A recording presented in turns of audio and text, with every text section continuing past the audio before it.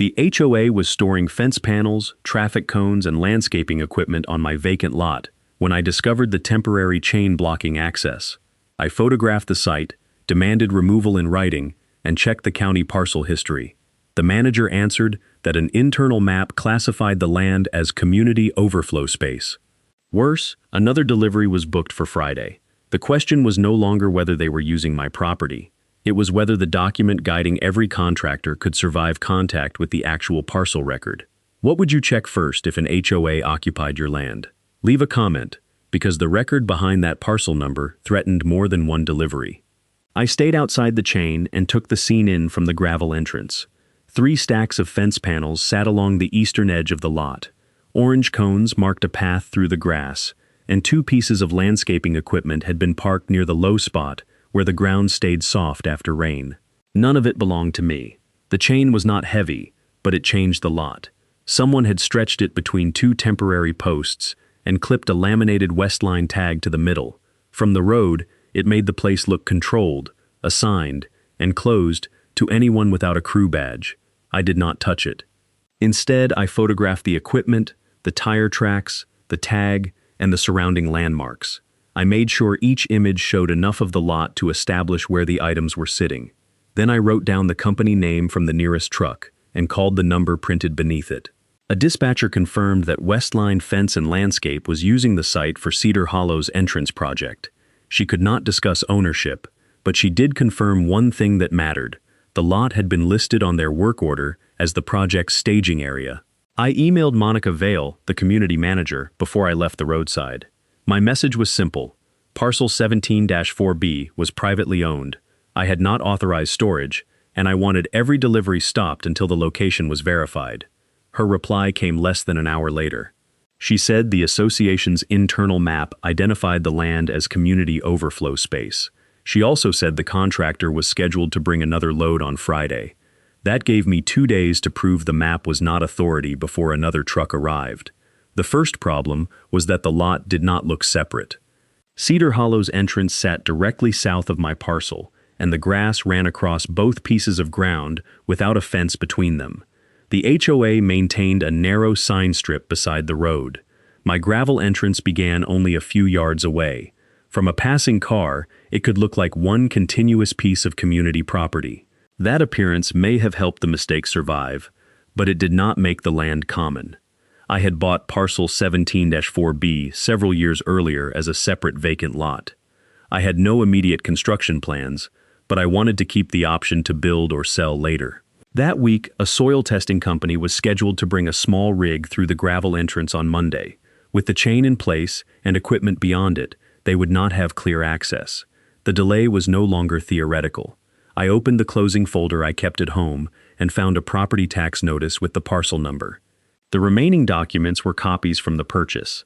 They confirmed what I remembered, but photocopies from my own file would not settle a dispute with a contractor following an HOA work order. I needed the recorded documents behind the number. The county's online GIS map was the fastest place to start. It showed 2 adjoining shapes, 17-4A, the narrow parcel connected to the HOA entrance, and 17-4B, the larger vacant lot beside it. The boundary line was clear on the screen, even though it was nearly invisible on the ground. I saved the map, printed the parcel details, and compared them with the tax notice. The screen gave me direction, not final proof. It did not tell me where every boundary point sat, or explain how Monica's map had swallowed both parcels into one green block. For that, I needed the deed and subdivision plat. By late afternoon, I had the recorder's office address, the instrument references, and a document list for the next morning. Friday was still coming. Now I had the parcel number that could stop it. Monica sent the map just after 7 the next morning. It looked official at first glance. Cedar Hollow's entrance sign, planting beds, access drive, and the open ground beside them had all been shaded the same pale green. A label across the combined area read, Community Overflow Space. There was no parcel number, no deed reference, and no note explaining where the boundary came from. I placed it beside the county GIS printout. On the county map, 17-4A and 17-4B were separate shapes. On Monica's map, the line between them had disappeared. Her email did not include an easement, license, or written permission from any owner. It said the association had treated the area as overflow space during prior projects, and that Westline had been instructed to follow the site plan provided by management. That explanation made the setup easier to understand. It did not answer whether Cedar Hollow had any right to use my land. Before leaving for the recorder's office, I replied with 3 questions. Which parcel number had been assigned to the staging area? Who had authorized Westline to occupy 17-4B?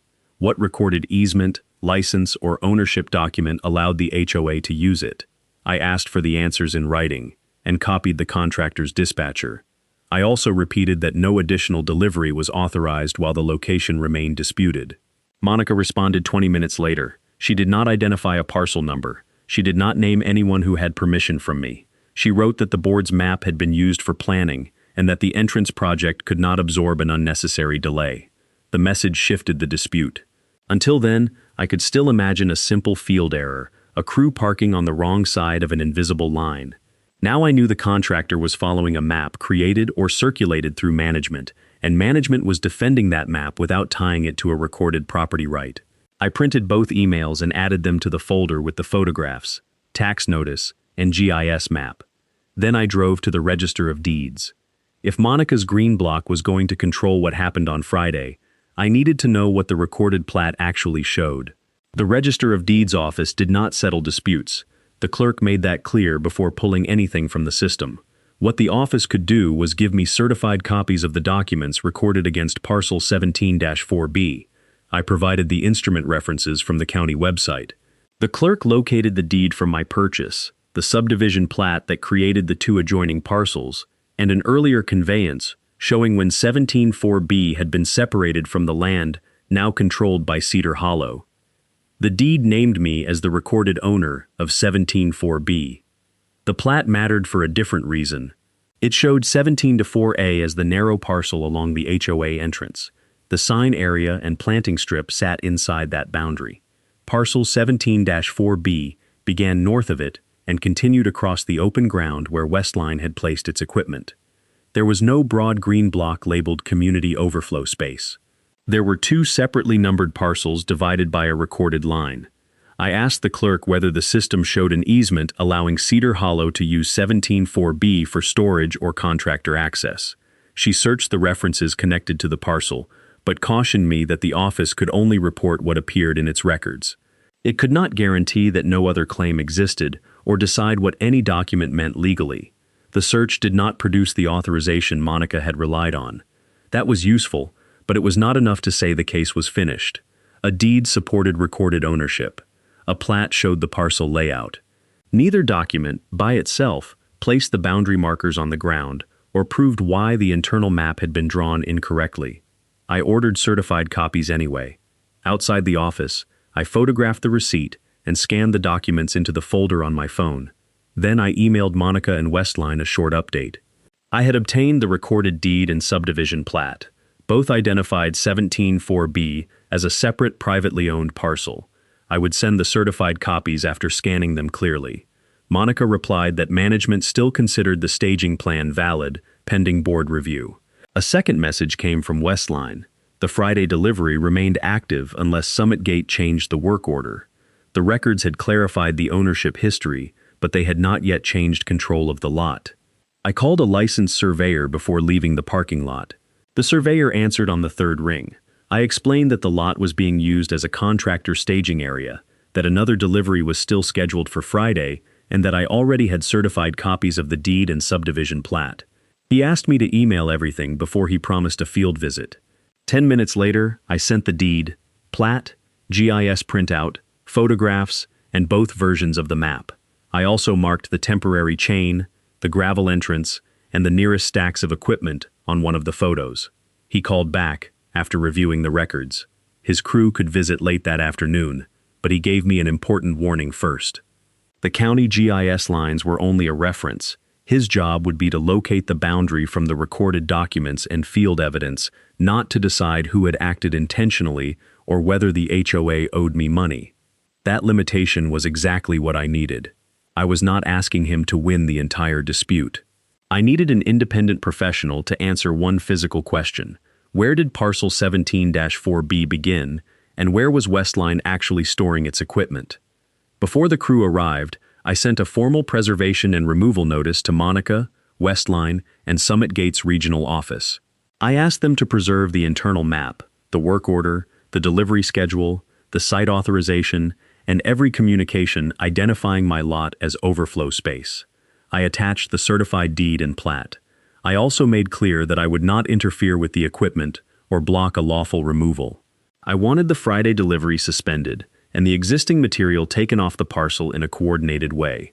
Westline's dispatcher replied that only Summit Gate could change the staging instruction.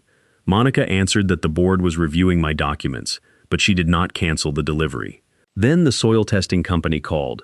Their rig was still booked for Monday, but the driver needed the gravel entrance clear. If the chain or equipment remained in place, they would have to move the appointment and charge a rescheduling fee. That made the cost of delay concrete. By mid-afternoon, the survey truck pulled up beside the road.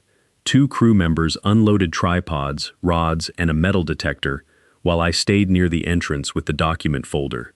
The lot still looked like the HOA controlled it. The next set of marks in the ground would test whether that appearance matched the record. The survey crew began with the recorded plat, not the paint on Monica's map. One technician searched for the original monuments described in the subdivision records, while the other set up equipment near the road. They measured from the known points along Parcel 17-4A, checked the frontage, and worked north toward the area Westline had occupied. I stayed out of their way and kept photographing the lot from the gravel entrance. The ground had changed since the day before. A light overnight rain had softened the low section near the landscaping equipment. Fresh tire impressions cut across the grass, and one rut had filled with muddy water.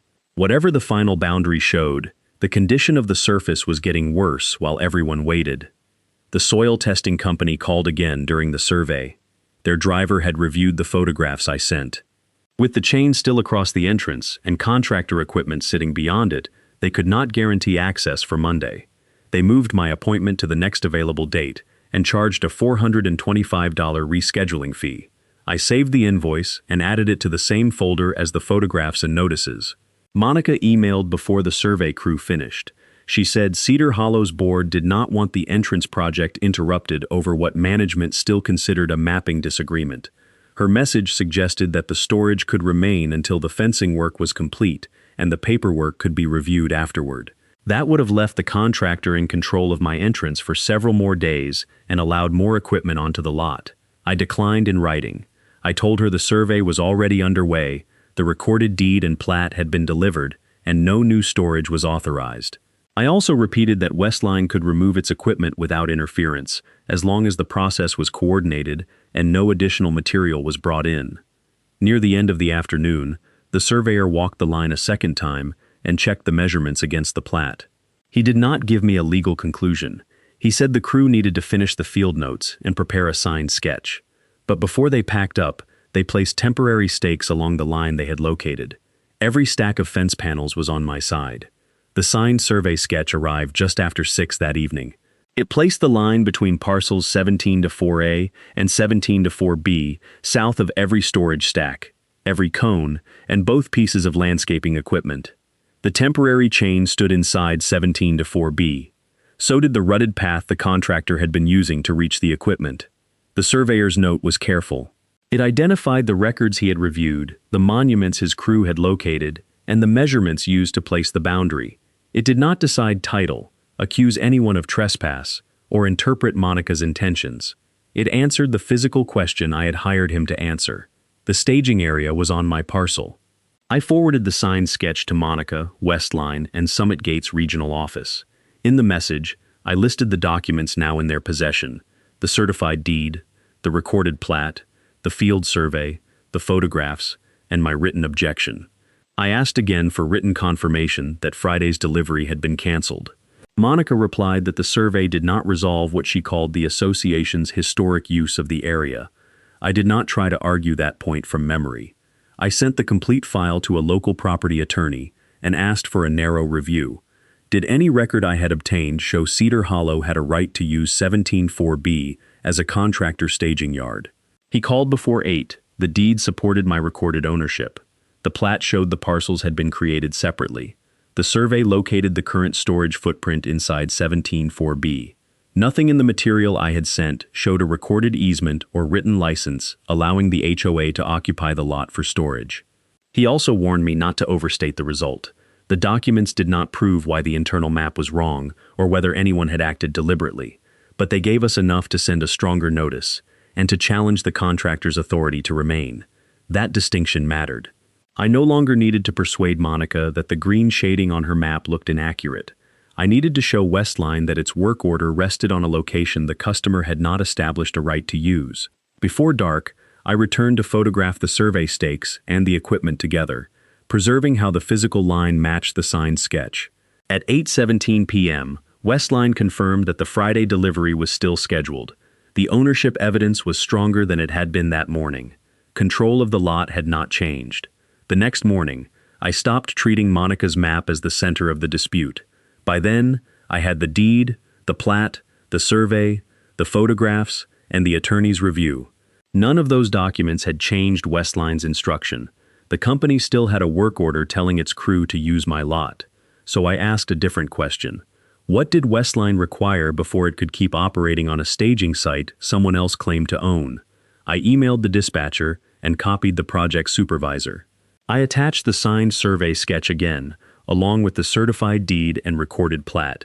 Then I asked for the part of the work order that identified the staging area and the name of the person who had represented that Cedar Hollow controlled it. The dispatcher did not answer the legal question.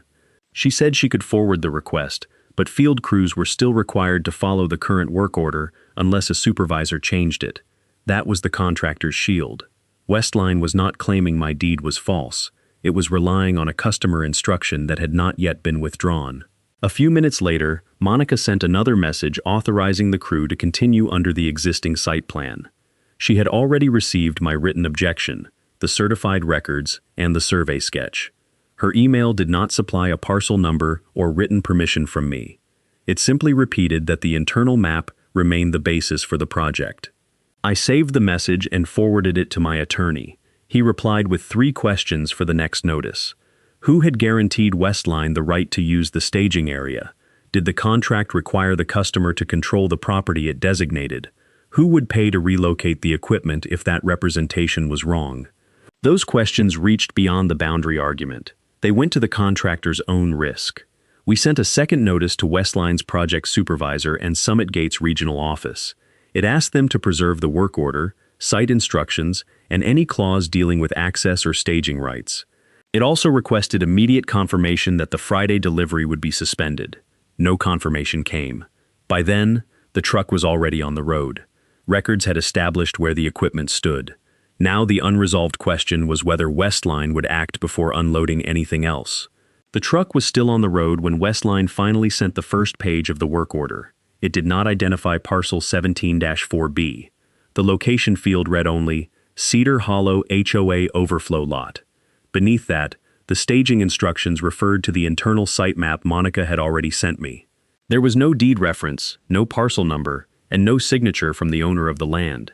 Until that moment, I had been trying to prove the same point in different ways. The lot was mine, the boundary was here, and the HOA had no recorded right to use it. The documents supported all of that. But Westline had not stopped because its crew was not working from my deed. It was working from a customer authorization. My attorney shifted the question again. What had Summit Gate promised Westline when it designated the staging site? The work order included a reference to standard project terms. Westline's project supervisor sent those terms after receiving our second notice. One section required the customer to provide lawful access to any staging area it selected. Another made the customer responsible for relocation and delay costs if that access representation turned out to be inaccurate. That clause changed the problem. I no longer needed Monica to agree that her map was wrong. I needed the contractor's risk team to compare the customer's representation with the documents already in its possession.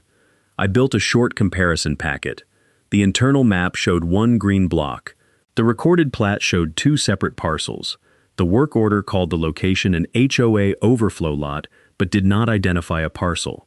The survey placed the entire storage footprint inside 17-4B. My written notices showed that Summit Gate had been warned before Monica authorized the crew to continue. I sent the packet to Westline's project supervisor, risk manager, and general project inbox. My attorney added a direct request: suspend unloading, preserve the site control records, and require Summit Gate to prove it had authority over the designated staging area. That was the midpoint of the fight. Before, I was asking, how do I prove this land is mine? Now the question was, what happens to Westline's work order if the customer cannot prove it controls the land underneath it? For the first time, the answer did not depend on Monica changing her position. It depended on whether Westline was willing to keep taking that risk after seeing the record. At 8:42 a.m., the risk manager acknowledged receipt. She did not decide the ownership question. She asked Summit Gate to provide the parcel number, the owner authorization, and any recorded rights supporting the staging location before Westline took further action. The risk manager's request created the first real opening. Until then, every message had gone back through Monica or the project supervisor. Now someone with authority over Westline's exposure was asking Summit Gate to prove the staging site was lawful. My attorney assembled one consolidated packet instead of sending another chain of scattered emails. The cover page identified the disputed parcel, the incoming delivery, and the exact action we wanted: suspend all new use of 17(4)B until Summit Gate produced a valid right to occupy it. The packet placed the ownership records, survey, photographs, work order, and warning emails in one timeline. It showed what each item established without repeating every document in full. The packet did not demand that Westline abandon the entire entrance project. It offered a narrow, practical exit.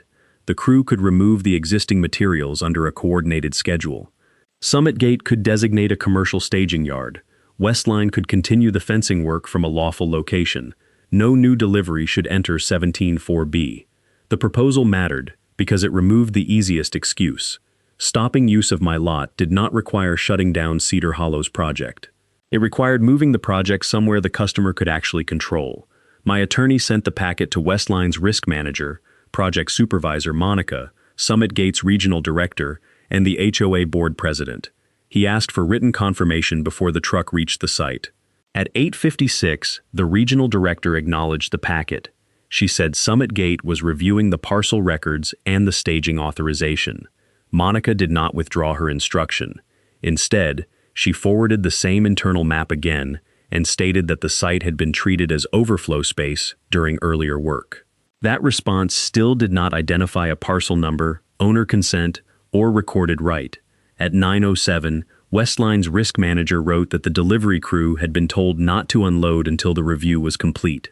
The truck was still coming, but for the first time, the driver would arrive without automatic permission to use my land. The Westline truck reached Cedar Hollow at 9:19. I was standing on the public shoulder near the entrance, far enough from the gravel drive that no one could claim I was blocking access. The driver slowed when he saw the temporary chain, then pulled over before turning toward the lot. I did not step in front of the truck. I walked to the driver's side after he stopped and held up a copy of the consolidated packet. I told him the staging site was under active review and that Westline's risk manager had instructed the crew not to unload. He did not argue about ownership. He took the packet, checked the job number, and called dispatch. For several minutes, nothing moved. The truck idled beside the road. The fence panels already on my land remained behind the chain. A crew pickup arrived from the entrance project, but the supervisor stayed near the vehicle and waited for instructions. At 9:24, Monica sent another email. She repeated that Summit Gate authorized continued use of the site under Cedar Hollow's internal map. She also wrote that the Friday delivery should proceed so the project would not lose another day. I forwarded her message to the risk manager and regional director without adding commentary. The timing mattered. Monica had the deed, plat, survey, photographs, and my written objection.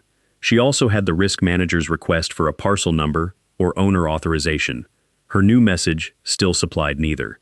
The driver remained on the phone. At 9:31, dispatch told him not to turn into the lot. The crew supervisor received the same instruction. Westline was not yet ordering the existing equipment removed, but it was holding the new delivery while the site control review continued. That partial stop changed the balance. Until then, Monica's instruction had moved trucks and equipment onto the property. Now the same instruction had been challenged by Westline's own risk process. Continuing required more than repeating the words community overflow space. It required proof.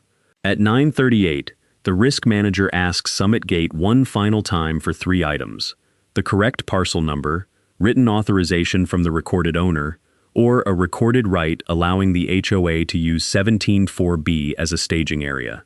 No answer arrived. The driver shut off the engine. The Friday truck had reached my lot, but nothing came off it. The formal suspension arrived at 9:46. Westline's risk manager did not claim to decide who owned the land in any final legal sense. She did something narrower and more important. She compared the contractor's own site requirements with the documents already in front of her. The work order identified only a Cedar Hollow HOA overflow lot. It did not list parcel 17.4B. It did not include written permission from me. It did not attach an easement, license, or deed showing Cedar Hollow controlled the staging area. Against that, she had the certified deed naming me as the recorded owner, the recorded plat separating 17.4A from 17.4B, the signed survey placing the storage footprint inside 17.4B, and the notice showing Summit Gate had been warned before authorizing the crew to continue. That was enough for Westline to act under its own contract. The suspension notice directed the driver not to unload. It prohibited any additional equipment, material, or vehicle from entering 17.4B except for a coordinated removal. It required Summit Gate to identify a replacement staging site before field operations resumed. It also reserved relocation and delay costs under the site control clause. The driver restarted the engine at 9:51. He pulled away without turning into my lot. That was the moment the project stopped depending on Monica's map. The recorded documents had not issued an order. The recorder's office had not ruled against the HOA. The surveyor had not declared anyone guilty of anything. But together, those records showed Westline that its work order rested on a location its customer had not proved it could use. Once that defect reached the person responsible for contractor risk, the internal map lost its power. The equipment already on the parcel did not disappear immediately. Westline still needed a removal plan, and Summit Gate still had to decide where the materials would go. But the flow had reversed. No new delivery could enter. No crew could expand the staging area. No manager could keep the lot in service simply by forwarding the same green-shaded map. At 10:04, Westline sent a second message. The Friday load would be redirected to a commercial yard. A removal crew would be scheduled for the existing materials. Summit Gate would receive the change order costs. I looked past the temporary chain at the stacks of fence panels. For the first time since I found them there, I knew the site was no longer growing. It was not full restoration, and I had not been reimbursed. The chain remained, the ground was damaged, and the equipment still occupied the parcel, but control had shifted from continued use to documented withdrawal. Westline did not cancel Cedar Hollow's entrance project. It moved the staging operation. By noon, the company had secured space at a commercial yard several miles away. The Friday load went there first, and the fencing crew adjusted its schedule around the change. The project lost time, but it did not collapse. That distinction mattered to me. I had never asked the HOA to abandon work that benefited the neighborhood. I had asked it to stop using land it had not shown a right to control. Once Westline found another lawful staging site, the entrance project could continue without depending on Parcel 17-4B. The financial consequences stayed with the decision that caused them. Westline issued a change order for $8,900 in relocation, handling, and delay costs. Under the site control clause, those charges went to Summit Gate, not to me. The regional director opened an internal review the same afternoon. The record was simple enough to follow. Monica had received my written objection. She had received the certified deed, the recorded plat, and the signed survey. She had been offered a practical alternative. Even after Westline's risk manager asked for a parcel number or owner authorization, Monica had instructed the contractor to continue under the internal map. The review did not accuse her of a crime or declare that she had acted fraudulently. It focused on whether she had followed Summit Gate's property verification and vendor control procedures.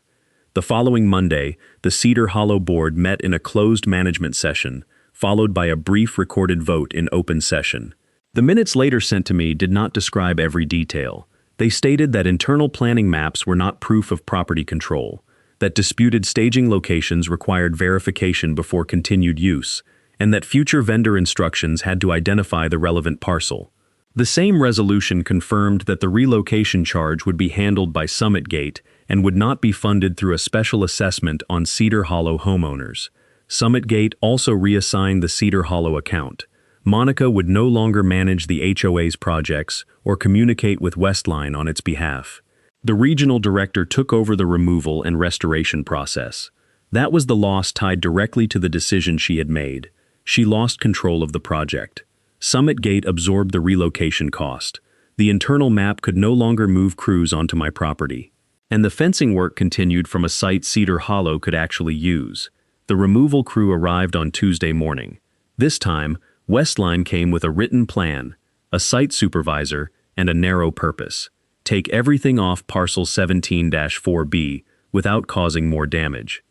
I stayed near the gravel entrance while the supervisor photographed the lot, the chain, the ruts, and the survey stakes before anyone moved a piece of equipment. The temporary chain came down first. Then the crew loaded the fence panels, cones, and landscaping equipment in stages so the trucks did not crowd the soft ground. The supervisor checked each load against the inventory created when the suspension was issued. Nothing new entered the parcel. Every vehicle left by the same gravel path it had used before. By early afternoon, the storage area was empty. The damage remained. The ruts near the low section were deeper than they had looked in the first photographs. Gravel had been pushed away from the entrance, and several patches of grass had been torn down to bare soil. Summit Gate's regional director agreed to use an independent landscaping company rather than asking Westline to estimate its own repair. The written estimate totaled $2,680 for filling the ruts, restoring the gravel, grading the damaged area, and reseeding the surface. My other direct costs were documented: $1,475 for the boundary survey, $950 for the attorney and title review, and $425 to rescheduling the soil test. Together, they came to $5,530. Summit Gate accepted the amount in a resolution. It was not a court award, a fine, or an admission of fraud. The company agreed to reimburse those costs and pay the restoration contractor. The payment cleared before the repair work began. 2 days later, the landscapers restored the entrance, filled the ruts, and smoothed the ground around the survey stakes.